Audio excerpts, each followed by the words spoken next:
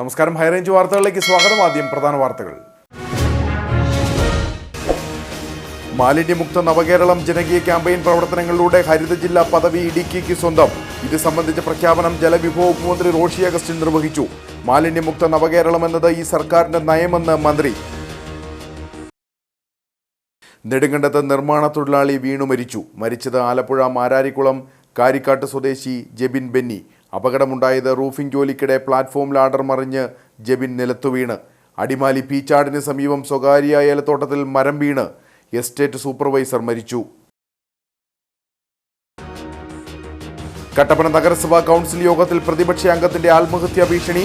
പ്രതിപക്ഷ കൗൺസിലർ ബിനു കേശവൻ ആത്മഹത്യാ ഭീഷണി മുഴക്കിയത് അംബേദ്കർ അയ്യങ്കാളി സ്മൃതി മണ്ഡപത്തിന് റൂഫിംഗ്, ചുറ്റുമതിൽ എന്നിവ പണിയുന്നത് സംബന്ധിച്ച ചർച്ചയിൽ നഗരസഭാ മുൻ ചെയർമാൻ അടക്കം അതൃപ്തി പ്രകടിപ്പിച്ചതോടെ.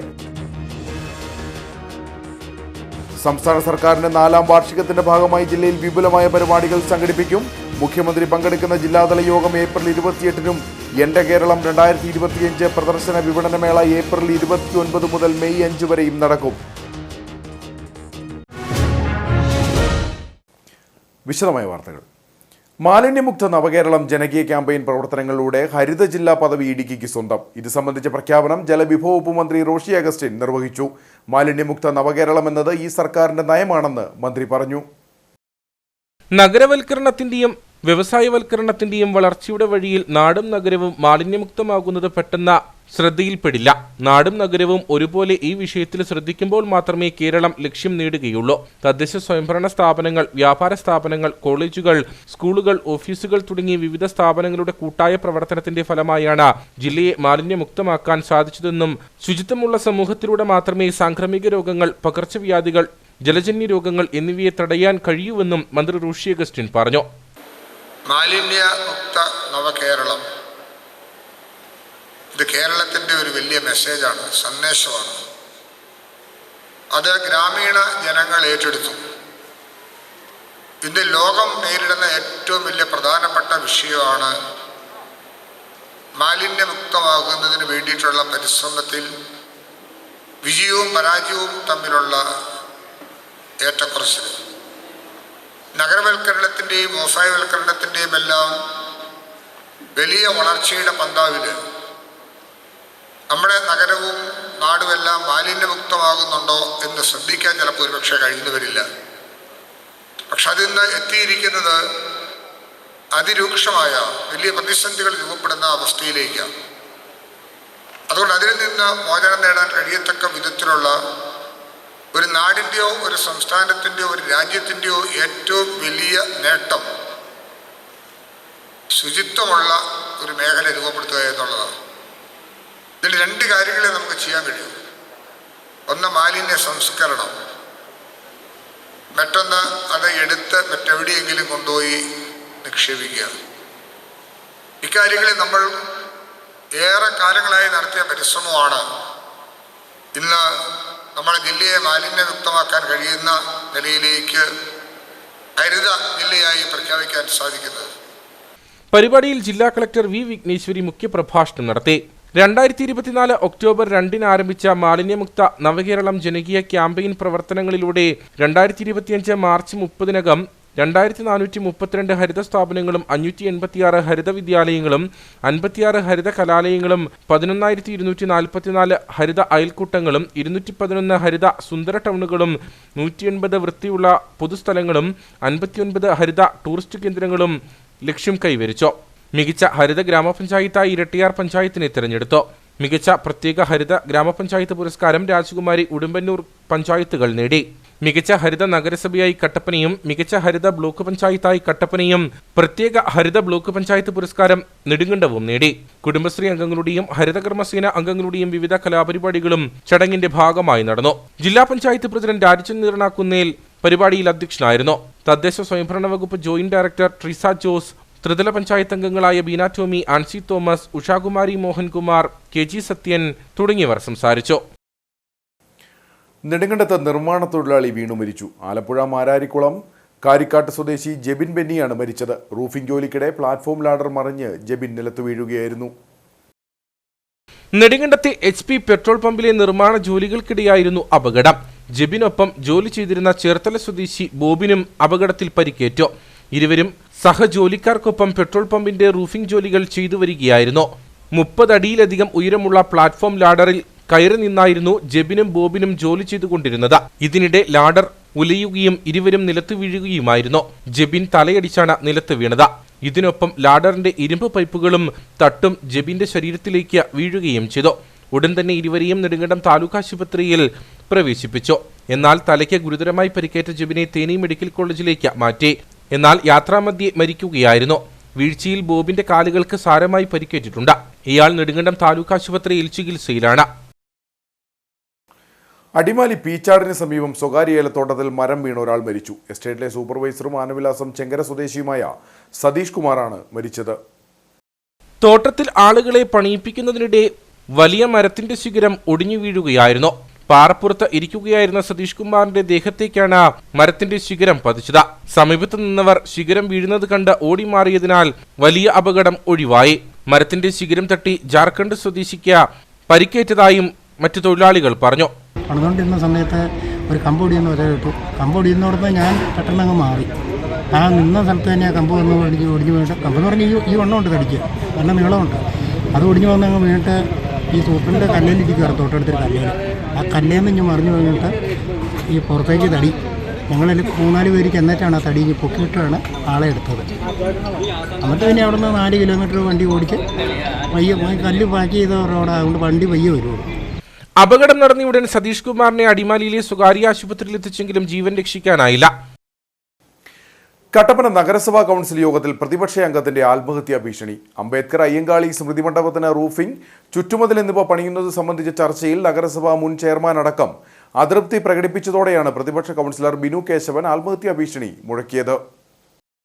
കൗൺസിൽ യോഗത്തിലെ ആദ്യ അജണ്ടയായിരുന്നു നഗരസഭയുടെ അധീനതയിലുള്ള മിനി സ്റ്റേഡിയത്തിന് സമീപം സ്ഥിതി ചെയ്യുന്ന അംബേദ്കർ പ്രതിമയ്ക്ക് റൂഫിംഗ്, ചുറ്റുമതിൽ എന്നിവ നിർമ്മിക്കുന്നതിന് ഗുണഭോക്തൃ സമിതിയെ തെരഞ്ഞെടുക്കുക എന്ന തീരുമാനം. എന്നാൽ ഏതാനും കൗൺസിലർമാർ വിഷയത്തിൽ എതിർപ്പ് പ്രകടിപ്പിച്ചു.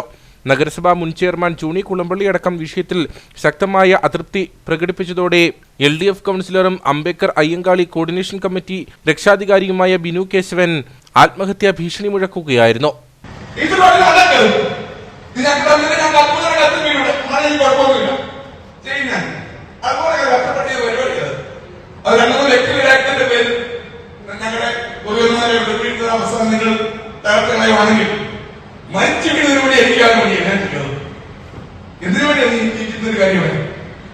നിരവധി കടമ്പകൾക്കും പ്രതിഷേധങ്ങൾക്കും ഒടുവിലാണ് നഗരസഭയുടെ അധീനതയിലുള്ള മിനി സ്റ്റേഡിയത്തിന് സമീപം അംബേദ്കർ അയ്യങ്കാളി സ്മൃതി മണ്ഡപം നിർമ്മിച്ചത്. തുടർന്ന് മന്ത്രി റോഷി അഗസ്റ്റിൻ 4,95,000 രൂപ റൂഫിംഗ് ചെയ്ത ചുറ്റുമതിൽ പണിയുന്നതിന് അനുവദിച്ചു. ഇത് ഉടൻ നടപ്പിലാക്കണമെന്നും മന്ത്രി നിർദ്ദേശിച്ചിരുന്നു. എന്നാൽ മഹാത്മാഗാന്ധിയുടെ പ്രതിമ നവീകരിക്കുന്നതിനൊപ്പം അംബേദ്കർ അയ്യങ്കാളി സ്മൃതി മണ്ഡപവും നവീകരിക്കാമെന്ന വാദമുയർന്നതോടെയാണ് കൗൺസിൽ യോഗത്തിൽ സ്വരച്ചർച്ചകൾ ഉയർന്നത്. വിഷയം വിശദമായി പഠിച്ച നടപടി സ്വീകരിക്കുന്നതിന് സ്റ്റിയറിംഗ് കമ്മിറ്റിയെ ചുമതലപ്പെടുത്തി പ്രശ്നപരിഹാരം ഉണ്ടാക്കുമെന്ന് നഗരസഭാ vice chairman advocate KJ Benny പറഞ്ഞു. ഈ ഭരണസമിതിയുടെ ഏറ്റവും ഉദാത്തമായ കാഴ്ചപ്പാടിന്റെ ഭാഗമായിട്ടാണ് സമയബന്ധിതമായി ഈ ഭരണസമിതിയുടെ കാലത്ത് തന്നെ വെങ്കല പ്രതിമ പണിത് ഉദ്ഘാടനം ചെയ്ത് അവരുടെ അതിൽ ഉള്ള ആളുകൾക്ക് അതിനുള്ള എല്ലാ അവസരവും നമ്മൾ ചെയ്തത് തന്നെ അത്തരം ആളുകളോടുള്ള ഈ ഭരണസമിതി ചേർത്ത് പിടിച്ചുകൊണ്ടുവരുന്ന ഏറ്റവും ഉദാത്തമായ ഉദാഹരണം. ഇപ്പോൾ ചുറ്റുമതിൽ നിർമ്മിക്കുമ്പോൾ അത് സ്റ്റേജിന് മറവുണ്ടാവുന്നു, മറ്റു പല കാര്യങ്ങളെ സംബന്ധിച്ചും പിന്നെ NHന്റെ സെറ്റ് ബാക്കിനെ സംബന്ധിച്ചൊക്കെ നിരവധി ആക്ഷേപങ്ങൾ ഉണ്ടായി വരികയാണ്. അപ്പോൾ അത് മാത്രമല്ല, ഹൗസിംഗ് ബോർഡിന്റെ സ്ഥലവും മുനിസിപ്പാലിറ്റി സ്ഥലവും തമ്മിലൊരു അതിർവരമ്പുകൾ ഇതുവരെ നിശ്ചയിക്കപ്പെട്ടിട്ടില്ല. അപ്പോൾ ആ കാര്യങ്ങളൊക്കെ നിൽക്കുന്നത് കൊണ്ട് അതൊന്ന് ക്ലിയർ ചെയ്തിട്ട് അതിലേക്ക് എന്താണ് ചെയ്യാൻ കഴിയുന്നത് എന്ന രൂപത്തിലൊരു ആലോചനയാണ് കൗൺസിൽ വന്നത്. അത് സംബന്ധിച്ച് വിശദമായി പഠിച്ച് ആവശ്യമായ കാര്യങ്ങൾ ചെയ്യുന്നതിന് വേണ്ടി ഇന്ന് സ്റ്റിയറിംഗ് കമ്മിറ്റിയെ കൗൺസിൽ ചുമതലപ്പെടുത്തിയിട്ടുണ്ട്. സ്റ്റിയറിംഗ് കമ്മിറ്റി ആ കാര്യങ്ങൾ അതിൻ്റെ സാങ്കേതിക വശങ്ങളും മറ്റ് വിവിധ വശങ്ങൾ പരിശോധിച്ച് ഉചിതമായ തീരുമാനം, അത് സർവകക്ഷി യോഗം വിളിക്കണേ, അങ്ങനെ മറ്റു തലത്തിലാണെ അങ്ങനെ എങ്ങനെയാണെങ്കിലും ഒരു പ്രശ്ന പരിഹാരത്തിന് ഒരു സമവായ രൂപത്തിൽ അത് പരിഹരിക്കുന്നതിനാണ് തീരുമാനിച്ചിട്ടുള്ളത്. അതേസമയം അനുവദിച്ച ഫണ്ട് നഷ്ടപ്പെടുത്തി പദ്ധതി ഇല്ലാതാക്കാനുള്ള ശ്രമമാണ് നഗരസഭയിൽ നിന്നും ഉണ്ടാക്കുന്നതെന്ന വാദം ചില കൗൺസിലർമാർ ഉയർത്തി. നിരവധി പ്രതിഷേധങ്ങൾക്ക് കാരണമായ 32, 33 വാർഡുകളിലെ കുടിവെള്ള പദ്ധതി നടപ്പിലാക്കുന്നതിന് ഗുണഭോക്താക്കൾ വാങ്ങി നൽകിയ ഭൂമി നഗരസഭ ആസ്തിയിൽ ചേർക്കുന്നതിന് കൗൺസിലിൽ തീരുമാനമായതായി ചെയർപേഴ്സൺ ബീന ടോമി പറഞ്ഞു.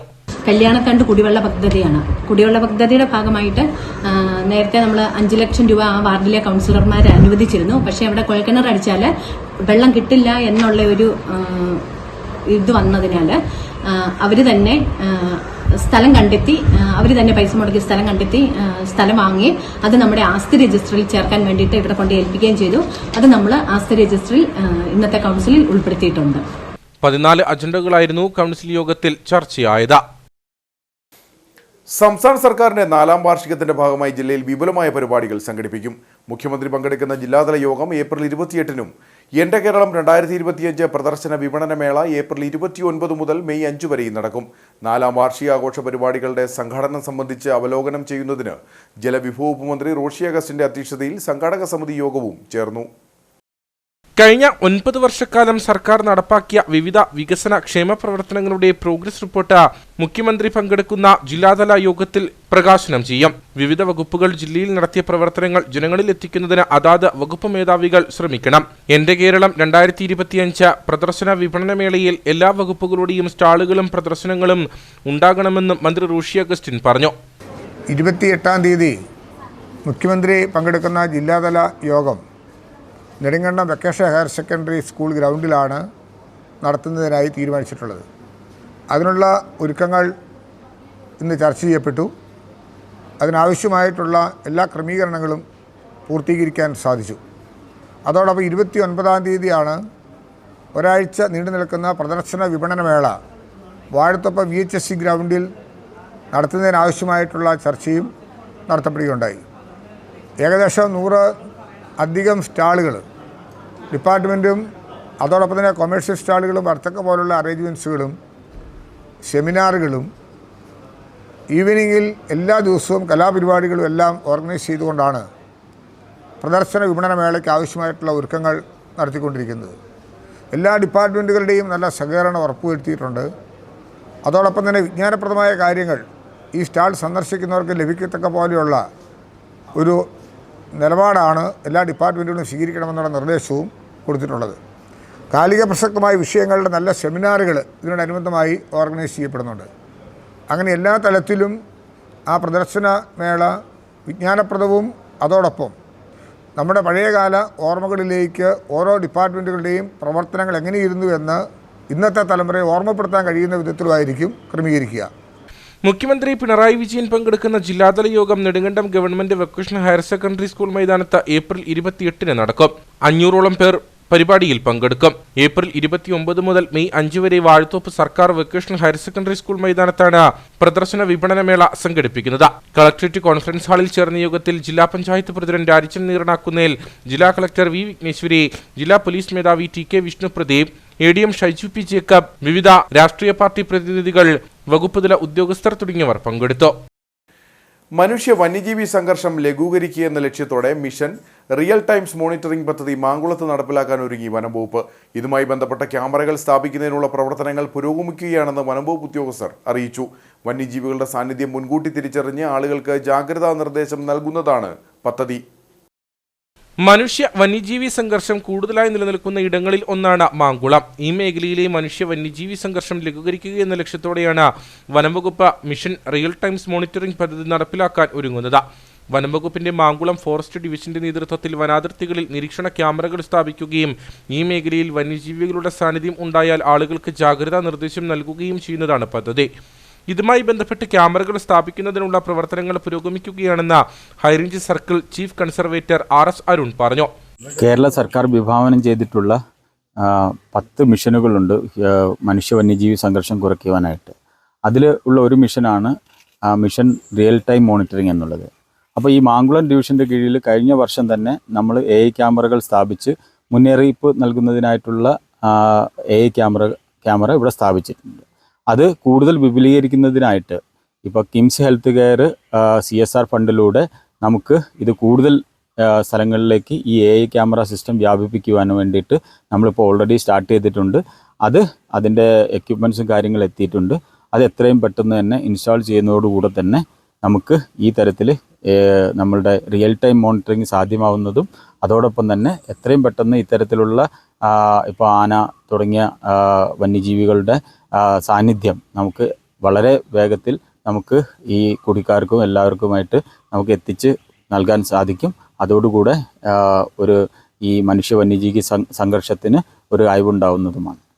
കിംസ് ഹെൽത്ത് കെയറിന്റെ CSR ധനസഹായത്തോടെയും ഇടുക്കി എഞ്ചിനീയറിംഗ് കോളേജിന്റെ സാങ്കേതിക സഹായത്തോടെയും ആർട്ടിഫിഷ്യൽ ഇന്റലിജൻസ് അടിസ്ഥാനമാക്കി ക്യാമറകൾ സ്ഥാപിക്കുന്നതിനുള്ള നടപടികളാണ് പുരോഗമിക്കുന്നത്. പദ്ധതിയുടെ ട്രയൽ റൺ വിജയിച്ചതായും വനംവകുപ്പ് അറിയിച്ചു. ജനവാസ മേഖലയ്ക്കരികെ കാട്ടാനയടക്കമുള്ള വന്യജീവികളുടെ സാന്നിധ്യം മുൻകൂട്ടി തിരിച്ചറിയാൻ സാധിച്ചാൽ ജനവാസ മേഖലയിലേക്ക് എത്തും മുമ്പേ അവയെ വനത്തിലേക്ക് തുരത്താൻ സഹായകരമാകുമെന്നാണ് വനംവകുപ്പിന്റെ പ്രതീക്ഷ. ഇടുക്കി രൂപതയുടെ ഔദ്യോഗിക തീർത്ഥാടന കേന്ദ്രമായ എഴുകുമ്പയിൽ കുരിശുമലയിലേക്ക് നോമ്പുകാല കാൽനട തീർത്ഥാടനം 11-ാം തീയതി 40-ാം വെള്ളി ദിനത്തിൽ നടക്കും. രൂപതാ മെത്രാൻ മാർ ജോൺ നെല്ലിക്കുന്നേൽ നേതൃത്വം നൽകും. ഇതിനുള്ള ഒരുക്കങ്ങൾ പൂർത്തിയായതായി വികാരി ജനറൽ മോൺസിഞ്ഞോർ ജോസ് കരിവേലിക്കൽ കട്ടപ്പനയിൽ വാർത്താസമ്മേളനത്തിൽ പറഞ്ഞു. എഴുകുമ്പയിൽ കുരിശുമലയിലേക്ക് ഇടുക്കി രൂപത 3ാമത് നോമ്പുകാല തീർത്ഥാടനമാണ് നടത്തുന്നത്. ജൂബിലി തീർത്ഥാടനം 40-ാം വെള്ളിയാഴ്ച ഏപ്രിൽ 11-ന് നടക്കും. രൂപതയുടെ വിവിധ കേന്ദ്രങ്ങളിൽ നിന്നുള്ള കാൽനട തീർത്ഥാടനത്തിന് വികാരി ജനറൽ, കൊറോണ വികാരിമാർ എന്നിവർ നേതൃത്വം നൽകും. വാഴത്തോപ്പ് സെന്റ് ജോർജ് കത്തീഡ്രൽ പള്ളിയിൽ നിന്ന് ആരംഭിക്കുന്ന തീർത്ഥാടനത്തിന് മാർ ജോൺ നെല്ലിക്കുന്നൽ നേതൃത്വം നൽകും. വിവിധ സംഘങ്ങളായി ഇടവകയുടെ നേതൃത്വത്തിൽ യുവജനങ്ങളുടെ നേതൃത്വത്തിലൊക്കെ തീർത്ഥാടനം നടന്നുകൊണ്ടിരിക്കുകയാണ്. രൂപതയുടെ ഔദ്യോഗിക തീർത്ഥാടനം ഒരു കുടുംബം നിലയിൽ ഈ വരുന്ന വെള്ളിയാഴ്ചയാണ് നടത്തുക. ഈ തീർത്ഥാടനം ജൂബിലി വർഷത്തിൽ നടത്തുന്ന തീർത്ഥാടനത്തിൻ്റെ സവിശേഷത കൊണ്ട് പ്രത്യേകമായ നിയോഗങ്ങൾ തീർത്ഥാടനത്തിൽ പങ്കെടുക്കുന്ന വ്യക്തികളുടെ ആത്മീയ ശക്തികളോടൊപ്പം തന്നെ സഭയാകുന്ന കുടുംബത്തിൻ്റെ വിവിധങ്ങളായ നിയോഗങ്ങളെ ഏറ്റെടുത്തുകൊണ്ടാണ് രൂപതയുടെ ഈ തീർത്ഥാടനം നടത്തുക. ലോകത്തിൻ്റെ വിവിധ ഭാഗങ്ങളിൽ വിശ്വാസത്തിൻ്റെ പേരിൽ പീഡനം അനുഭവിക്കുന്ന സഭാതങ്ങൾക്ക് വേണ്ടി പ്രാർത്ഥിക്കുന്നു. ആയിരിക്കുന്ന ഈ കാർഷിക മേഖലയിൽ അനുഭവിച്ചുകൊണ്ടിരിക്കുന്ന വിവിധങ്ങളായ പ്രതിസന്ധികളുടെ പരിഹാരം അതിനൊരു പ്രാർത്ഥനാ നിയോഗത്തോടുകൂടിയാണ് ഈ തീർത്ഥാടനം പങ്കുചേരുക. അതോടൊപ്പം തന്നെ ഇന്ന് സമൂഹം അഭിമുഖീകരിക്കുന്ന മദ്യത്തിൻ്റെയും ലഹരിയുടെ ഉപയോഗത്തിൻ്റെ വ്യാപനം തറക്കുന്ന കുടുംബങ്ങളുടെ യുവതലമുറ വലിയ വെല്ലുവിളി അതിജീവിക്കുവാനുള്ള ദൈവകൃപ പ്രാർത്ഥിച്ചുകൊണ്ടുമാണ് ഈ തീർത്ഥാടനം നടത്തുക. 10-ാം തീയതി വൈകിട്ട് 6-ന് വാഴത്തോപ്പിൽ നിന്ന് ആരംഭിക്കുന്ന തീർത്ഥാടനം 11-ന് രാവിലെ 8:30 എഴുകുമ്പയിൽ എത്തിച്ചേരും. 10-ന് വൈകിട്ട് 6-ന് രാജകുമാരി ദൈവമാത തീർത്ഥാടന ദേവാലയത്തിൽ നിന്ന് ആരംഭിക്കുന്ന തീർത്ഥാടനത്തിന് മോൺസിങ്ങോർ അബ്രഹാം കുറിയാച്ച നേതൃത്വം നൽകും. 11-ന് തോപ്രാംകുടി സെന്റ് മരിയ ഗൊരേത്തിപ്പള്ളിയിൽ നിന്ന് ആരംഭിക്കുന്ന തീർത്ഥാടനത്തിന് കൊറോണ വികാരി ഫാദർ ജോസ് നരിതൂക്കിൽ നേതൃത്വം നൽകും. 11-ന് വെള്ളിയാങ്കുടി സെന്റ് ജോർജ് കൊറോണ പള്ളിയിൽ നിന്ന് ആരംഭിക്കുന്ന തീർത്ഥാടനത്തിന് വികാരി ജനറൽ മോൺസിങ്ങോർ ജോസ് കരിവേലിക്കലും 10-ന് അടിമാലി സെന്റ് ജോർജ് തീർത്ഥാടന ദേവാലയത്തിൽ നിന്ന് ആരംഭിക്കുന്ന തീർത്ഥാടനത്തിന് ഫാദർ ജോർജ് പാട്ടത്തേക്കുഴിയിൽ നേതൃത്വം നൽകും. വിവിധ കേന്ദ്രങ്ങളിൽ നിന്നെത്തുന്ന തീർത്ഥാടനം 11-ന് രാവിലെ 7:45-ന് വെട്ടിക്കാമ്പറ്റത്ത് എത്തിച്ചേരും. തുടർന്ന് മെത്രാനൊപ്പം എഴുകുമ്പയിൽ കുരിശുമല കയറും. ഈ എല്ലാ തീർത്ഥാടനങ്ങളും 7:45 ആകുമ്പോഴേക്കും വെട്ടിക്കാമ്പറ്റത്ത് എത്തിച്ചേരുകയും അവിടുന്ന് ഒരുമിച്ച് തീർത്ഥാടനമായി നമ്മൾ എഴുകുമ്പയിലേക്ക് 8:30 ആകുമ്പോഴാണ് എത്തിച്ചേരുന്നത്. എഴുകുമ്പയിൽ എത്തിച്ചേർന്ന ശേഷം രൂപത ഒരുമിച്ച് അഭിനന്ദ പിതാവിനോടൊപ്പം വിവിധ പ്രദേശങ്ങളിൽ നിന്നും എത്തിച്ചേരുന്ന ആയിരക്കണക്കിന് ആളുകൾ ഒരുമിച്ച് തീർത്ഥാടനമായി കുരിശുമലയിലേക്ക് പ്രവേശിക്കുകയാണ് ചെയ്യുന്നത്. കുരിശുമലയിൽ എത്തിച്ചേർന്ന് കഴിയുമ്പോൾ അഭിനന്ദ പിതാവിൻ്റെ മുഖ്യ കാർമ്മികത്വത്തിൽ വിശുദ്ധ കുർബാന അർപ്പണം നടക്കും. എത്തിച്ചേരുന്ന ആളുകൾക്ക് കുമ്പസാരിക്കുന്നതിന് വേണ്ടിയിട്ടുള്ള ക്രമീകരണങ്ങൾ അവിടെ ചെയ്തിട്ടുണ്ട്. അതുപോലെ തന്നെ ഈ 40-ാം വെള്ളിയാഴ്ച രൂപത തീർത്ഥാടന ദിനമായിട്ടാണ് ആചരിക്കുന്നത്. കാൽനടയായി എത്തിച്ചേരാൻ സാധിക്കാത്ത ആളുകൾക്ക് മലയടിവാരത്തിൽ നിന്നും തീർത്ഥാടനത്തിൽ പങ്കാളികളാകാം. കുരിശുമലയിലുള്ള ദേവാലയത്തിൽ നടക്കുന്ന വിശുദ്ധ കുർബാനയ്ക്ക് മാർ ജോൺ നെല്ലിക്കുന്നൽ മുഖ്യ കാർമ്മികത്വം വഹിക്കും. 11-ന് രാവിലെ 6 മുതൽ കട്ടപ്പനയിൽ നിന്നും 7 മുതൽ നെടുങ്കണ്ടത്തു നിന്നും നിശ്ചിത ഇടവേളകളിൽ സ്വകാര്യ ബസ് KSRTC ബസ്സുകൾ സർവീസ് നടത്തും. വാർത്താ സമ്മേളനത്തിൽ വികാരി general monsignor Jose Karivelikkal, father Thomas Vattamana, father Jins Karikkatta, George Goyickal, Sunny Ittumaniyil, Jaimon Naraveli തുടങ്ങിയവർ പങ്കെടുത്തു. വാഗമൺ കുരിശുമലയിലെ 121ാമത് 40-ാം വെള്ളി ദുഃഖവെള്ളി ആചരണങ്ങളുടെയും പുതുഞായർ തിരുനാളിനുമുള്ള ഒരുക്കങ്ങൾ പൂർത്തിയായതായി അധികൃതർ വാർത്താ സമ്മേളനത്തിൽ അറിയിച്ചു. 27-ാം തീയതി പുതുഞായർ ദിനത്തിൽ പാലാ രൂപതാ മെത്രാൻ മാർ ജോസഫ് കല്ലറങ്ങാട്ട് വിശുദ്ധ കുർബാന അർപ്പിക്കും. വാഗമൺ കുരിശുമലയിൽ 40-ാം വെള്ളിയാചരണം, ദുഃഖവെള്ളിയാചരണം, പുതുഞായർ തിരുനാൾ എന്നിവ 11, 18, 27 തീയതികളിലായി നടക്കും. 11 രാവിലെ 9 പാലാരൂപതയിലെ അടിവാരം വെള്ളിക്കുളം ഇടവകകളുടെ നേതൃത്വത്തിൽ കുരിശിന്റെ വഴിയും 10:30 മലമുകളിലെ പള്ളിയിൽ വിശുദ്ധ കുർബാനയും തുടർന്ന് നേർച്ചക്കഞ്ഞി വിതരണവും നടക്കും. പാലാ രൂപതാ വികാരി ജനറൽ ജോസഫ് കണിയോടിക്കൽ മുഖ്യ കാർമ്മികത്വം വഹിക്കും. 18 ദുഃഖവെള്ളി ദിനത്തിൽ രാവിലെ 6 മുതൽ നേർച്ചക്കഞ്ഞി വിതരണം ആരംഭിക്കും. മലയടിവാരത്തുള്ള പള്ളിയിൽ രാവിലെ 7:30 തിരുക്കർമ്മങ്ങൾ നടക്കും. തുടർന്ന് 9 കുരിശിന്റെ വഴിക്ക് ഫാദർ തോമസ് മണ്ണൂർ കാർമ്മികത്വം വഹിക്കും. 25 വൈകിട്ട് 5:30 പുതുഞായർ തിരുനാൾ, കൊടിയേറ്റ, കുർബാന എന്നിവ നടക്കും. ഫാദർ സെബാസ്റ്റ്യൻ മാപ്രക്കരോട്ട് നേതൃത്വം നൽകും. 27 പുതുഞായർ ദിനത്തിൽ രാവിലെ 6:30 കുർബാന ഫാദർ പോൾ ചിറപ്പുറത്ത്, 8:30 കുർബാന ഫാദർ മാത്യു കാടൻകാവിൽ എന്നിവർ കാർമ്മികത്വം വഹിക്കും. 10 ആഘോഷമായ വിശുദ്ധ കുർബാന രൂപതാമെത്ര മാർ ജോസഫ് കല്ലറങ്ങാട്ട് അർപ്പിക്കും. 12 മണിക്ക് കുർബാന father Joseph Cherukarakunnel, 2:30 father Sebastian എട്ടുപറയിൽ, 4 father മെർവൻ വരയൽക്കുന്നേൽ എന്നിവർ അർപ്പിക്കും. 40-ാം വെള്ളിയാഴ്ചയിലെ തിരുക്കർമ്മങ്ങൾക്ക് നേതൃത്വം നൽകുന്ന മുഖ്യ കാർമ്മികത്വം വഹിക്കുന്നത് പാലാരൂപതയുടെ വികാരി ജനറൽ മോൺസിഞ്ഞോർ ജോസഫ് കണിയോടിക്കൽ അച്ഛനാണ്. അതിനുശേഷം നമുക്ക് 18-ാം തീയതി ദുഃഖവെള്ളിയാഴ്ച രാവിലെ 6 മണി മുതൽ നേർച്ചക്കഞ്ഞി വിതരണം ആരംഭിക്കും. ദുഃഖവെള്ളിയാഴ്ചയിലെ തിരുക്കർമ്മങ്ങളെല്ലാം നടക്കുന്നത് മലയുടെ അടിവാരത്തിലുള്ള ദേവാലയത്തിലാണ്. അവിടെ രാവിലെ 7:30 ദുഃഖവെള്ളിയാഴ്ചയുടെ തിരുക്കർമ്മങ്ങൾ ആരംഭിക്കും. അതിനുശേഷം 9 മണിയോടുകൂടി കുരിശിന്റെ വഴിയും തുടർന്ന് ദുഃഖവെള്ളിയാഴ്ചയുടെ തിരുക്കർമ്മങ്ങളുടെ സമാപന പ്രാർത്ഥനകളും അതുപോലെ ദുഃഖവെള്ളിയുടെ സന്ദേശവും എല്ലാം നൽകുന്നത് മലമുകളിലുള്ള ദേവാലയത്തിലാണ്. ഏപ്രിൽ മാസം 25-ാം തീയതിയാണ് പുതുഞായർ തിരുനാളിൽ കൊടിയേറുന്നത്. പുതുഞായർ തിരുനാളിന്റെ ദിവസം 27-ാം തീയതി ഏപ്രിൽ 27 ഞായറാഴ്ച രാവിലെ 6:30 മുതൽ മലമുകളിലുള്ള ദേവാലയത്തിൽ വൈകുന്നേരം 4 മണി വരെ തുടർച്ചയായിട്ട് വിശുദ്ധ കുർബാനകൾ ഉണ്ടായിരിക്കും. അതുപോലെ മലയടിവാരത്തിലുള്ള കല്ലാക്കവലയിലുള്ള ദേവാലയത്തിൽ രാവിലെ 10 മണിക്ക് പാലാരൂപതയുടെ മെത്രാൻ അഭിവന്ധ്യ മാർ ജോസഫ് കല്ലറങ്ങാട്ട് പിതാവ് വിശുദ്ധ കുർബാന അർപ്പിച്ച് വചന സന്ദേശം നൽകും. ഈ വർഷം മുതൽ രാത്രി കുരിശുമല കയറുന്നതിനുള്ള ലൈറ്റ് സൗകര്യം ക്രമീകരിച്ചിട്ടുണ്ട്. തീർത്ഥാടകർക്ക് വേണ്ട ശുചിമുറികൾ, കുടിവെള്ളം, വിശ്രമ കേന്ദ്രങ്ങൾ തുടങ്ങിയവയെല്ലാം സജ്ജമാക്കി കഴിഞ്ഞു. വാഹന പാർക്കിങ്ങിനായി പുതുതായി നിർമ്മിച്ച 2 ഗ്രൗണ്ടുകളുമുണ്ട്. കൂടാതെ പ്രത്യേക ബസ് സർവീസുകളും സജ്ജമാണ്. വാർത്താ സമ്മേളനത്തിൽ ഫാദർ ആന്റണി വാഴിയിൽ, സോണി വെളിയത്ത, ജോയ്സ് കൊച്ചുമടത്തിൽ, സ്റ്റീഫൻ ഷിബാഫവൻ എന്നിവർ പങ്കെടുത്തു. മൂന്നാർ ടൗണിലെ സുബ്രഹ്മണ്യസ്വാമി ക്ഷേത്രത്തിലെ മോഷണം തടയാൻ ശ്രമിച്ച കാവൽക്കാരനെ തലക്കടിച്ച് പരിക്കേൽപ്പിച്ച ശേഷം രക്ഷപ്പെട്ട പ്രതിയെ പോലീസ് തമിഴ്നാട്ടിൽ നിന്നും പിടികൂടി. മേട്ടുപ്പാളയം ഒട്ടൻതുറൈ സ്വദേശി ഗോപാൽ എന്ന് വിളിക്കുന്ന പി സെൽവകുമാറാണ് പിടിയിലായത്. ഇയാൾ നിരവധി കേസുകളിലെ പ്രതിയാണെന്നാണ് പോലീസ് നൽകുന്ന വിവരം. ഇക്കഴിഞ്ഞ മാർച്ച് 14 രാത്രിയിലാണ് മൂന്നാർ ടൗണിലെ സുബ്രഹ്മണ്യസ്വാമി ക്ഷേത്രത്തിൽ മോഷണം നടന്നത്. സംഭവവുമായി ബന്ധപ്പെട്ട് ക്ഷേത്രത്തിലെ കാവൽക്കാരനായ നല്ലതണ്ണി കല്ലാർ ഫാക്ടറി ഡിവിഷനിൽ എം മാടസ്വാമിയെ പ്രതി ഇരുമ്പ് കമ്പി കൊണ്ട് തലക്കടിച്ച് പരിക്കേൽപ്പിച്ചിരുന്നു. കിടന്നുറങ്ങുകയായിരുന്ന മറ്റൊരു കാവൽക്കാരനെ പ്രതി മുറിയിൽ പൂട്ടിയിട്ടിരുന്നു. മേട്ടുപ്പാളയം പോലീസിന്റെ സഹകരണത്തോടെയാണ് മൂന്നാർ പോലീസ് 52-കാരനായ പ്രതിയെ പിടികൂടിയത്. ഇയാൾ നിരവധി കേസുകളിലെ പ്രതിയാണെന്നാണ് പോലീസ് നൽകുന്ന വിവരം. തമിഴ്നാട് സംസ്ഥാനത്ത് വിവിധ ജില്ലകളിലായിട്ട് 60ഓളം കേസുകൾ പ്രതിയായിട്ടുള്ള സ്ഥിരം മോഷണം കുറ്റകൃത്യത്തിൽ ഏർപ്പെട്ടു വരുന്ന ആളാണ് സെൽവകുമാർ. അവിടുത്തെ വിവിധ ജില്ലകളിലായിട്ട് കേസുണ്ട്. കന്യാകുമാരി, ദിണ്ടുകൽ, ചെങ്കൽപ്പെട്ട്, തേനി, മധുര, സത്യമംഗലം മുതലായ വിവിധ ജില്ലകളിലെ വിവിധ പോലീസ് സ്റ്റേഷനുകളിൽ പ്രതിയായിട്ടുള്ള ആളാണ് സെൽവകുമാർ. നമ്മൾ CCTV വ്യാപകമായിട്ട് പരിശോധിച്ച് നടത്തിയ അന്വേഷണത്തിലാണ് കേരളത്തിലെയും തമിഴ്നാട്ടിലെയും MO ക്രിമിനൽസ് സ്ഥിരമായി കുറ്റകൃത്യങ്ങളിൽ ഏർപ്പെടുന്ന പ്രതികളെക്കുറിച്ച് തമിഴ്നാട് പോലീസിൻ്റെ സഹായത്തോടുകൂടി അവിടെയും അന്വേഷണം നടത്തി.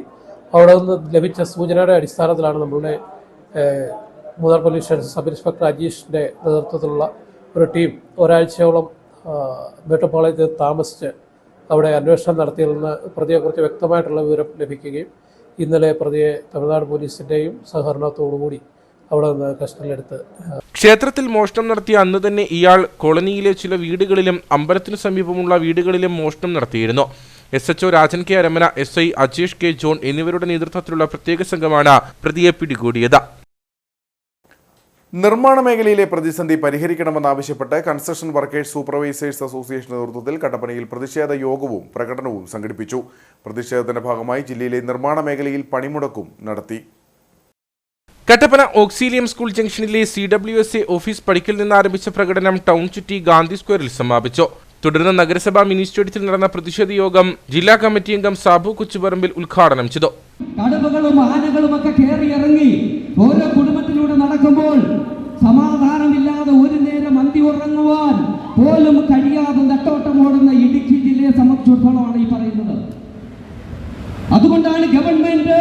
കൃത്യമായി കണ്ണു തുറന്നില്ല എങ്കിൽ കൃത്യമായി കണ്ണു തുറപ്പിക്കുവാനുള്ള ശേഷി ഞങ്ങൾക്കുണ്ട്.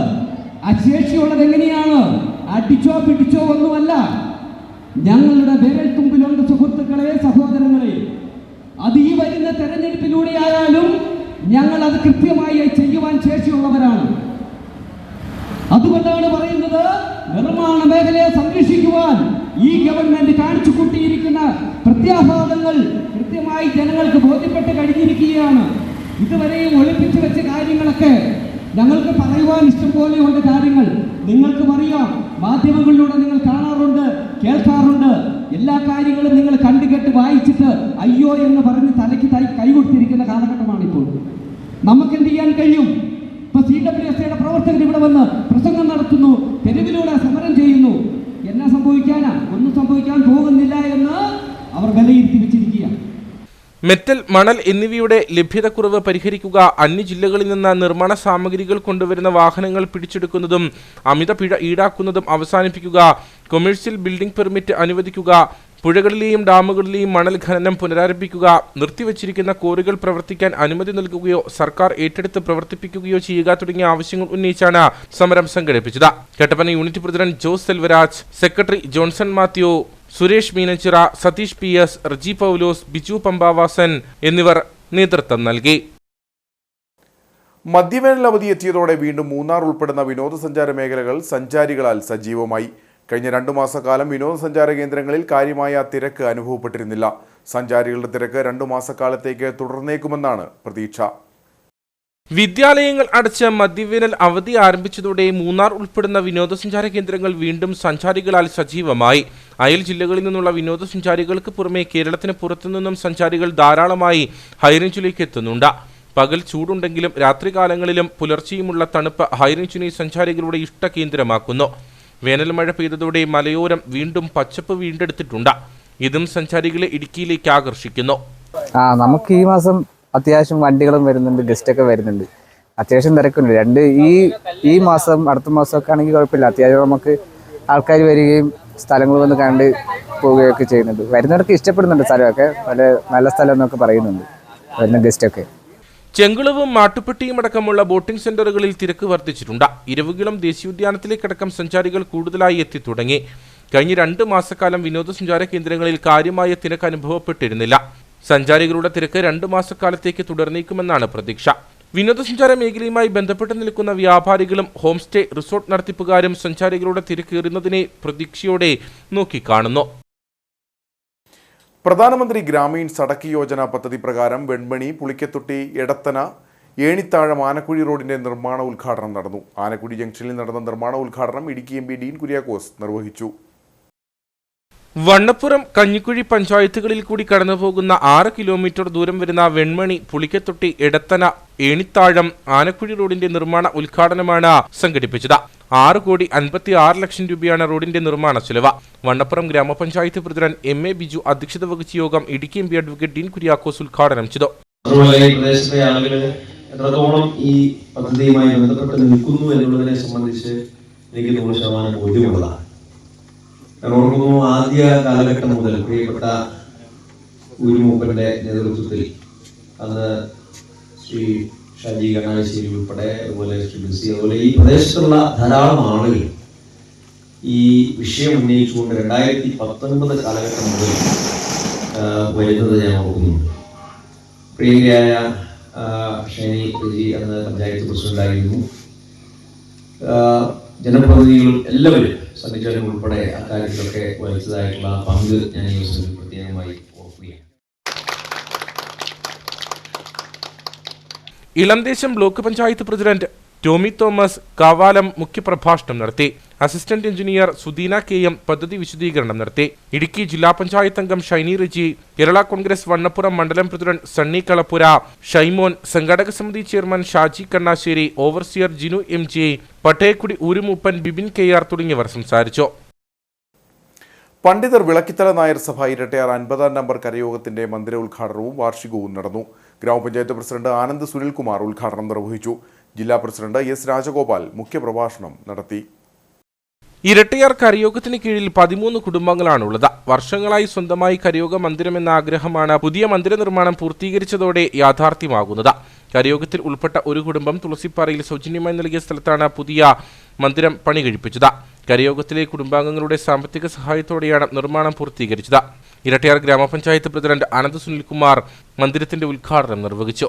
നമ്മുടെ ഈ സഭയെക്കുറിച്ച് പറയുമ്പോൾ പണ്ഡിതരും അല്ലെങ്കിൽ ആ മേഖലയിലുള്ള ആളുകളും അല്ലെങ്കിൽ പണ്ഡിത മഹാസഭയിലുള്ള ആളുകൾ പണ്ഡിതർ അതുകൊണ്ട് വിളക്കത്തല നായർ എന്ന രണ്ട് വിഭാഗമായി പോയിരുന്ന ഒരു കാലഘട്ടത്തിൽ ഒരു നാണയത്തിന്റെ രണ്ട് അപ്പുറവും ഇപ്പുറവും ഒരുമിച്ച് ചേർക്കാൻ വേണ്ടി ഒരു പ്രവർത്തനം ഈ സഭയുടെ ഭാഗത്തു നിന്നുണ്ടാവുകയും 1950 രൂപീകരിച്ച ഈ PVNS എന്ന ഈ മഹാസഭ ഇന്ന് കേരളത്തിലെ ഏറ്റവും വലിയ പ്രൗഢോജ്വലമായ രംഗത്ത് കടന്നു വരുമ്പോൾ നമുക്ക് മനസ്സിലാക്കാൻ സാധിക്കുന്നത് ഇവിടെ നിൽക്കുമ്പോൾ ഇന്നിവിടെ ഇരിക്കുന്നവരിൽ ഏറ്റവും കൂടുതൽ ഈ യോഗത്തിൽ തന്നെ പങ്കെടുക്കുന്നതിൽ കൂടുതൽ ആളുകളും ഗവൺമെന്റ് ജോലിക്കാരാണെന്ന് പറയുമ്പോൾ തന്നെ നമുക്ക് അഭിമാനം തോന്നുന്നു. PVNS ഇടുക്കി ജില്ലാ പ്രസിഡന്റ് S. രാജഗോപാൽ മുഖ്യപ്രഭാഷണം നടത്തി. ഇരട്ടിയാർ കരയോഗം പ്രസിഡന്റ് CD രഘു അധ്യക്ഷനായിരുന്നു. ട്രഷറർ ബിനു CP റിപ്പോർട്ടും കണക്കും അവതരിപ്പിച്ചു. ഗ്രാമപഞ്ചായത്ത് അംഗം ജിഷ ഷാജി, സുനിൽ K. കുഴിവേലി, PS. ശിവരാമൻ തുടങ്ങി നിരവധി ആളുകൾ പങ്കെടുത്തു. കേരള പോലീസ് അസോസിയേഷൻ ഇടുക്കി ജില്ലാ കൺവെൻഷന് മുന്നോടിയായി സംഘടിപ്പിച്ച cricket tournament Anakkara Montfort school ഗ്രൗണ്ടിൽ ആരംഭിച്ചു. 3 ദിവസങ്ങളായി നടക്കുന്ന മത്സരങ്ങളിൽ സബ് ഡിവിഷൻ അടിസ്ഥാനത്തിൽ 11 ടീമുകളാണ് പങ്കെടുക്കുന്നത്. ഈ മാസം 26-ന് രാജാക്കാട് നടക്കുന്ന കേരള പോലീസ് അസോസിയേഷൻ ജില്ലാ കൺവെൻഷന്റെ ഭാഗമായി വിവിധ കായിക മത്സരങ്ങളും ഗെയിംസ് ഇനങ്ങളും നടന്നുവരികയാണ്. ഇതിന്റെ ഭാഗമായുള്ള ക്രിക്കറ്റ് മത്സരത്തിനാണ് മോൺഫോർട്ട് സ്കൂൾ ഗ്രൗണ്ടിൽ തുടക്കമായത്. ഇടുക്കി DYSP ജിൽസൺ മാത്യു മത്സരം ഉദ്ഘാടനം ചെയ്തു. അതിനവർ എത്ര പ്രശംസിച്ചാലും മതിയാവില്ല. അതിനെ തെരഞ്ഞെടുത്തുള്ള വേദി ഇത്തവണ വളരെ വ്യത്യസ്തമായ ഒരു ഗ്രൗണ്ടാണ്. മോൺഫോർട്ട് സ്കൂൾ വളരെ ജില്ലയിലെ വിഖ്യാതമായ സ്കൂളാണ്. ആദ്യമായിട്ടാണ് ഞാനിവിടെ വരുന്നത്. വളരെ മനോഹരമായ സ്റ്റേഡിയം, നല്ല കാലാവസ്ഥ, പ്ലേയേഴ്സിനൊക്കെ അനുകൂലമായ സാഹചര്യമാണ്. അപ്പോൾ അത് പ്രയോജനപ്പെടുത്തി നമുക്ക് നമ്മുടെ കായിക ശക്തിയൊക്കെ അല്ലെങ്കിൽ നമ്മുടെ ആ മത്സര ബുദ്ധിയൊക്കെ വീണ്ടും നമുക്ക് പരീക്ഷ നോക്കാനുള്ള ഒരു അവസരം കൂടിയാണ്. കട്ടപ്പന DYSP VA നിഷാദ് മോൻ മുഖ്യപ്രഭാഷണം നടത്തി. അസോസിയേഷൻ ജില്ലാ പ്രസിഡന്റ് അനീഷ് കുമാർ അധ്യക്ഷനായിരുന്നു. ജില്ലാ സെക്രട്ടറി മനോജ് കുമാർ EG, സംസ്ഥാന നിർവാഹക സമിതി അംഗം Saju Raj, school principal brother Joy Thekkanath തുടങ്ങിയവർ സംസാരിച്ചു. സമാപന ദിവസം വിജയികൾക്കുള്ള ട്രോഫികൾ ജില്ലാ പോലീസ് മേധാവി TK വിഷ്ണുപ്രദീപ് IPS വിതരണം ചെയ്യും. ഷട്ടിൽ മത്സരങ്ങൾ 16-ാം തീയതി അടിമാലിയിലും ഫുട്ബോൾ മത്സരങ്ങൾ 19-ന് മൂലമറ്റം സെന്റ് ജോസഫ് കോളേജ് ഗ്രൗണ്ടിലും നടക്കും. കഞ്ഞിക്കുഴി സാമൂഹ്യ ആരോഗ്യ കേന്ദ്രത്തിന്റെ നേതൃത്വത്തിൽ ലോകാരോഗ്യ ദിനാചരണത്തിന്റെ ഭാഗമായി ആരോഗ്യ സന്ദേശ റാലിയും സെമിനാറും ഫ്ലാഷ് മോബും സംഘടിപ്പിച്ചു. മെഡിക്കൽ ഓഫീസർ സരീഷ് ചന്ദ്രൻ പരിപാടി ഉദ്ഘാടനം ചെയ്തു. ആശുപത്രി അങ്കണത്തിൽ നിന്നാരംഭിച്ച ആരോഗ്യ സന്ദേശ റാലിയിൽ കഞ്ഞിക്കുഴി ഗ്രാമപഞ്ചായത്ത് ആരോഗ്യ വിദ്യാഭ്യാസ standing committee chairman Pradeep MM പ്രതിജ്ഞ ചൊല്ലി നൽകി. റാലി ടൗൺ ചുറ്റി ആശുപത്രി അങ്കണത്തിൽ സമാപിച്ചു. തുടർന്ന് ആരോഗ്യവകുപ്പ് ജീവനക്കാരുടെ ഫ്ലാഷ് മോബ് അരങ്ങേറി.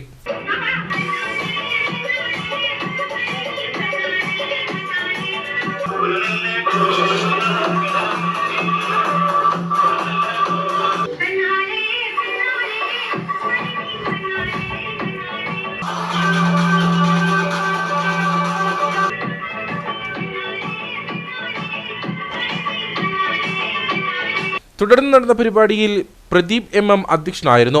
മെഡിക്കൽ ഓഫീസർ സരീഷ് ചന്ദ്രൻ യോഗം ഉദ്ഘാടനം ചെയ്തു.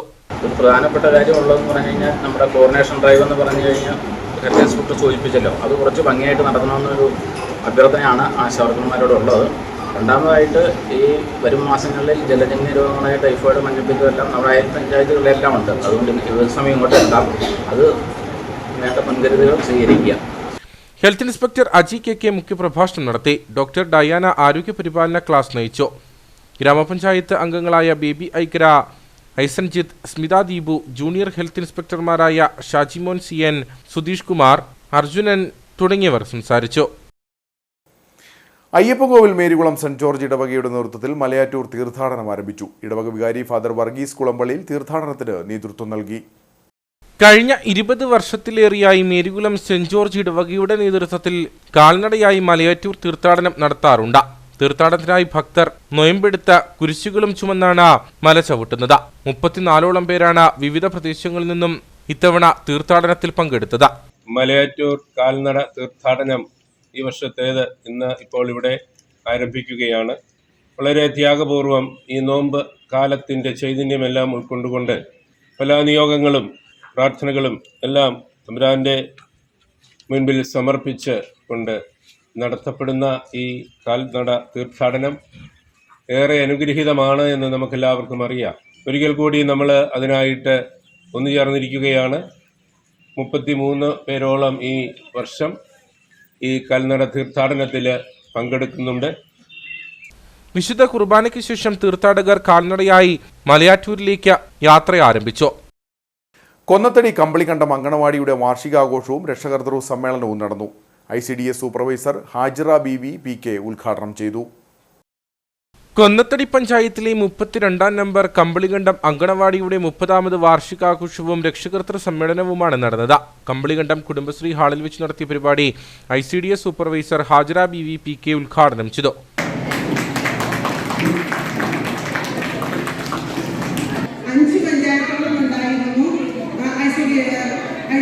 അടിമാലി പ്രോജക്റ്റിന് അത് വീണ്ടും 2 വിഭജിച്ച് അടിമാലി അഡീഷണൽ അടിമാലി എന്നിങ്ങനെ 2 വിഭജിക്കുകയുണ്ടായി. അതിൽ അടിമാലി പ്രോജക്റ്റിലുള്ളതാണ് അടിമാലി പഞ്ചായത്തും കൊന്നത്തടി പഞ്ചായത്തും. കൊന്നത്തടി പഞ്ചായത്തിലെ ഏകദേശം 52 അംഗൻവാടികൾ ഇപ്പോൾ നിലവിൽ. ഓരോ അംഗൻവാടിയുടെയും പ്രവർത്തനങ്ങൾ 3 മുതൽ 6 വയസ്സുള്ള കുട്ടികളുടെ പ്രീ സ്കൂൾ വിദ്യാഭ്യാസവും അറിയാമെന്ന് ഞാൻ വിശ്വസിക്കുന്നു. അങ്കണവാടി ടീച്ചർ ലിസമ്മ ജോസഫ് റിപ്പോർട്ട് അവതരിപ്പിച്ചു. പഠനത്തിലും കലാകായിക മത്സരങ്ങളിലും മികവ് പുലർത്തിയ കുരുന്നുകൾക്ക് വേദിയിൽ ഉപഹാരങ്ങൾ നൽകി. തുടർന്ന് കുട്ടികളുടെ വിവിധ കലാപരിപാടികളും നടന്നു. അങ്കണവാടി വികസന കമ്മിറ്റി അംഗം മാത്യു കമ്പളികണ്ടം ആഘോഷ പരിപാടിയിൽ അധ്യക്ഷത വഹിച്ചു. ഗ്രാമപഞ്ചായത്ത് അംഗം സുമംഗല വിജയൻ, അഖിൽ ഫിലിപ്പ്, ഡോളി മുണ്ടക്കൽ, ഡിയോ ജോർജ്, ഹെൽപ്പർ ഷൈജി കെ ജോണി തുടങ്ങിയവർ സംസാരിച്ചു. കാഞ്ചാർ സ്വരാജ് സയൻസ് സ്കൂളിലെ കേരള ഹോക്കിയുടെയും ഹോക്കി ഇടുക്കിയുടെയും ആഭിമുഖ്യത്തിൽ വിദ്യാർത്ഥികൾക്കായുള്ള ഹോക്കി സ്റ്റിക്കുകളുടെ വിതരണം നടന്നു. Kerala hockey vice president Mini Augustine പരിപാടി ഉദ്ഘാടനം ചെയ്തു. വിദ്യാർത്ഥികളിലെ കായികപരമായ കഴിവുകളെ പരിപോഷിപ്പിക്കുന്നതിനു വേണ്ടി ഷൈൻ അക്കാദമിയുടെ നേതൃത്വത്തിൽ സമ്മർ ഇൻ സയൺ എന്ന പരിപാടി സയൻസ് സ്കൂളിൽ നടന്നുവരികയാണ്. ഇതിന്റെ ഭാഗമായിട്ടാണ് വിദ്യാർത്ഥികൾക്ക് സൗജന്യമായി ഹോക്കി സ്റ്റിക്കുകൾ വിതരണം ചെയ്തത്. Kerala hockey vice president Mini Augustine പരിപാടി ഉദ്ഘാടനം ചെയ്തു. ഇവിടെ ഞാൻ എത്തിയപ്പോൾ മാനേജർ അച്ഛൻ എന്നോട് ചോദിച്ചു, ഹോക്കി നിലവിൽ ഉണ്ടോ എന്ന് ചോദിച്ചു. പക്ഷെ നമ്മുടെ ഇടുക്കി ജില്ല മാത്രമാണ് ഹോക്കി ശകലം പിന്നോക്കമായിട്ട് നിൽക്കുന്നത്. ബാക്കി എല്ലാ ജില്ലകളിലും സജീവമായി തന്നെ പോകുന്നു. നമ്മൾ ഈ സ്കൂളിലിപ്പം ഇത് 13ാമത്തെ സ്കൂളിലാണ് ഇടുക്കി ജില്ല ഞങ്ങളിപ്പോൾ സ്റ്റിക്ക് കൊടുക്കുന്നത്. നിങ്ങൾ നല്ല രീതിയിൽ നല്ലൊരു ടീമിനെ ഇവിടെ വാർത്തെടുക്കണമെന്ന് ഞങ്ങൾ ആഗ്രഹിക്കുന്നു. പരിശീലനത്തിന് ശേഷം മികവ് പുലർത്തുന്ന കുട്ടികൾക്ക് 1 വർഷത്തെ സൗജന്യ പരിശീലനവും നൽകുമെന്ന Shine academy chairman Vinosan Jacob പറഞ്ഞു. ഷൈൻ പബ്ലിക് സ്കൂളും ഷൈൻ സ്റ്റാർ അക്കാദമിയും കൈകോർത്താണ് ഈ ഒരു പ്രോഗ്രാം ഇവിടെ അറേഞ്ച് ചെയ്യുന്നത്.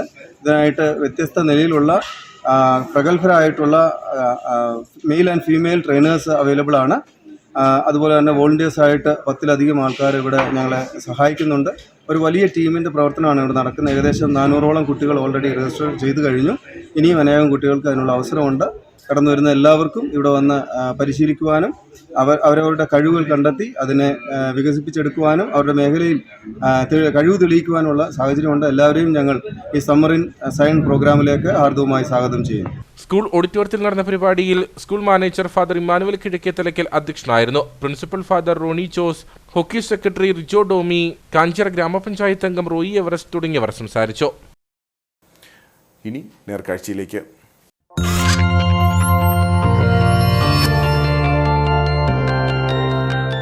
നേർക്കാഴ്ച നിങ്ങൾക്കായി അവതരിപ്പിക്കുന്നത് KG's Jewelry, കോട്ടയം കട. സിൻസ് 1950. പരിശുദ്ധ സ്വർണം വിശ്വസ്ത കരങ്ങളിലൂടെ. വേനൽ മഴ ലഭിച്ചതോടെ ഹൈറേഞ്ചിൽ ചക്ക മൂപ്പെത്തി തുടങ്ങി. പുറന്തൊലി മുതൽ അകക്കാമ്പ് വരെ ഉപയോഗയോഗ്യമെങ്കിലും കേരളം പ്രതിവർഷം പാഴാക്കുന്നത് 2000 കോടി രൂപയുടെ ചക്കയെന്നാണ് കണക്ക്. വിശക്കുന്ന വയറിന് പശ്ചിമഘട്ട മലനിരകളുടെ വരദാനമായ കേരളത്തിൻ്റെ ചക്ക പാഴാക്കുന്നത് അജ്ഞത മൂലമാണെന്നാണ് വിദഗ്ധർ പറയുന്നത്. ഓരോ മഴക്കാലത്തും ചക്ക മൂപ്പത്തി പഴുത്ത് നിലത്ത് വീണ് ചീഞ്ഞു പോകുന്ന കാഴ്ച ഹൈറേഞ്ചുകാർക്ക് സുപരിചിതമാണ്. മുൻകാലങ്ങളിൽ നിന്ന് വ്യത്യസ്തമായി മൂപ്പത്തി വരുന്ന ചക്ക വിലക്കെടുക്കാൻ ആളുകൾ ഹൈറേഞ്ചിലേക്ക് എത്തുന്നുവെങ്കിലും ഇത്തരത്തിൽ വിൽപ്പന നടക്കുന്നതിലും അധികം ചക്ക ഓരോ മഴക്കാലത്തും ഉപയോഗിക്കാതെ വെറുതെ നശിച്ചു പോകുന്നുണ്ട്. പുറംതൊലി മുതൽ അകക്കാമ്പ് വരെ ഉപയോഗയോഗ്യമെങ്കിലും കേരളം പ്രതിവർഷം പാഴാക്കുന്നത് 2000 കോടി രൂപയുടെ ചക്കയെന്നാണ് കണക്ക്. അതേസമയം തമിഴ്നാട് ചക്ക വിഭവങ്ങൾ കേരളത്തിലേക്ക് ഉൾപ്പെടെ കയറ്റി അയച്ച് സമ്പാദിക്കുന്നത് കോടികളാണ്. ചക്കയിൽ വരിക്ക ഇനത്തിനു മാത്രമാണ് ഡിമാൻഡ്. മറ്റുള്ളവ പ്ലാവിൻ ചുവട്ടിൽ പഴുത്തു വീണ് അഴുകി നശിക്കുന്നു. ചിപ്സും മറ്റുമുണ്ടാക്കി പണമാക്കേണ്ട ചക്കയാണ് ഇങ്ങനെ കളയുന്നത്. കേരളത്തിലെ ഏറ്റവും കൂടുതൽ പ്ലാവ് കൃഷി ചെയ്യുന്ന ഒരു ജില്ലയാണ് ഇടുക്കി ജില്ല. ഇപ്പോൾ ചക്കയുടെ സീസൺ ആരംഭിച്ചിരിക്കുന്നു. ചക്ക കോടാനുകോടി ചക്ക ഇവിടെ ഒരു മഴ ആരംഭിക്കുന്നതോടെ ഇത് ചീഞ്ഞു ചാടി പോവുകയാണ്. കർഷകന് അർഹമായ വില കിട്ടുന്നില്ല. ഇത് നേരിയങ്കലം ചെക്ക് പോസ്റ്റ് കഴിഞ്ഞ് പട്ടണങ്ങളിലേക്കും അതുപോലെ ബാംഗ്ലൂർ, രാജസ്ഥാനൊക്കെ ചെല്ലുമ്പോൾ ഒരു ചക്കയ്ക്ക് 1000 രൂപ മേലെ വില ലഭിക്കുന്നുണ്ട്. പക്ഷേ കർഷകന് ഇവിടെ അർഹമായ വില ലഭിക്കുന്നില്ല. അപ്പോൾ സർക്കാർ ഇടപെട്ടുകൊണ്ട് ഇതിൻ്റെ മൂല്യവർദ്ധിത ഉൽപ്പന്നങ്ങൾ ഉണ്ടാക്കാനുള്ളൊരു ഫാക്ടറി ഇടുക്കി ജില്ലയിൽ പല ഭാഗത്തായി തുടങ്ങുകയാണെങ്കിൽ ഇവിടുത്തെ കർഷകന് പറമ്പിൽ തന്നെ നല്ലൊരു വില ലഭിക്കുന്നതാണ്. കർഷകർക്ക് മറ്റു വിളകൾ വെയിൽ വന്ന് നശിക്കുമ്പോൾ പ്ലാവ് അതിജീവനം നടത്തുന്ന, എത്ര വരണ്ട കാലാവസ്ഥയിലും പ്ലാവ് അതിജീവനം നടത്തുന്ന ഒരു വൃക്ഷമാണ്. അപ്പോൾ ചക്ക കൊണ്ടുള്ള മൂല്യവർദ്ധിത ഉൽപ്പന്നം ഉണ്ടാക്കി വിൽക്കാനുള്ള സംവിധാനം സർക്കാർ ഇടപെട്ട് ഉണ്ടാക്കി കൊടുക്കണമെന്നാണ് എനിക്ക് പറയാനുള്ളത്. പച്ചച്ചക്ക നന്നാക്കിയെടുക്കാനുള്ള മടിയാണ് പ്രധാന കാരണം. ചിപ്സ് യൂണിറ്റുകൾ പോലും ചക്ക നന്നാക്കാൻ ആളെ കിട്ടാത്തതിനാൽ തമിഴ്നാട്ടിൽ നിന്ന് ചിപ്സ് വരുത്തി പായ്ക്ക് ചെയ്താണ് വിൽപ്പന നടത്തുന്നത്. ഒരു കാലത്ത് നാട്ടിൻപുറങ്ങളിൽ പ്രധാന വിഭവമായിരുന്നു ചക്ക. അവിയലായും പുഴുക്കായും പഴമായും എല്ലാം വീട്ടിലും തിളങ്ങി നിന്ന ചക്കയെ പുതുതലമുറ പക്ഷേ കൈവിട്ടു. ചക്ക നല്ലൊരു ഔഷധവുമാണ്. പ്രമേഹ രോഗികൾ പച്ചച്ചക്ക കഴിച്ചാൽ ഇൻസുലിൻ ഉൽപാദനം മെച്ചപ്പെടും. ചക്കമുള്ള ഉണക്കി തിളപ്പിച്ചത് ദാഹശമനിയാക്കുന്നവരുമുണ്ട്. വിശക്കുന്ന വയറിന് പശ്ചിമഘട്ട മലനിരകളുടെ വരദാനമായ കേരളത്തിന്റെ ചക്ക പാഴാക്കുന്നത് അജ്ഞത മൂലമാണെന്ന് വിദഗ്ധർ പറയുന്നു.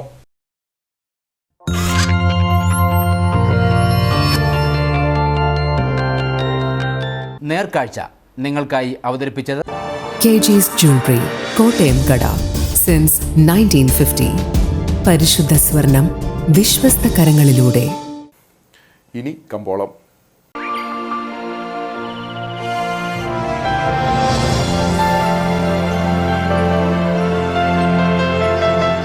കമ്പോളം നിങ്ങൾക്കായി അവതരിപ്പിക്കുന്നത് KG's Jewelry, കോട്ടയം കട.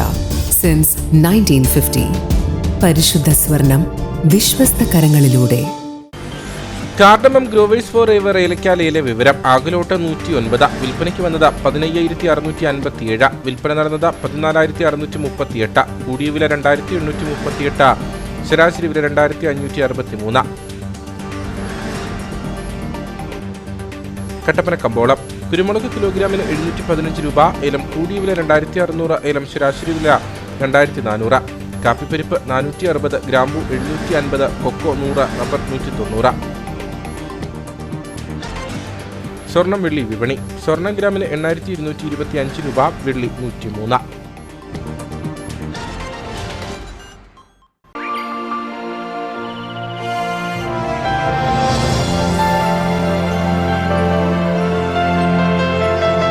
കമ്പോളം നിങ്ങൾക്കായി അവതരിപ്പിച്ചത് KG's Jewelry, കോട്ടയം കട. സിൻസ് 1950. പരിശുദ്ധ സ്വർണം വിശ്വസ്ത കരങ്ങളിലൂടെ. പ്രധാന വാർത്തകൾ ഒരിക്കൽ കൂടി. മാലിന്യമുക്ത നവകേരളം ജനകീയ ക്യാമ്പയിൻ പ്രവർത്തനങ്ങളിലൂടെ ഹരിത ജില്ലാ പദവി ഇടുക്കിക്ക് സ്വന്തം. ഇത് സംബന്ധിച്ച പ്രഖ്യാപനം ജലവിഭവ മന്ത്രി റോഷി അഗസ്റ്റിൻ നിർവഹിച്ചു. മാലിന്യമുക്ത നവകേരളം എന്നത് ഈ സർക്കാരിന്റെ നയമെന്ന് മന്ത്രി.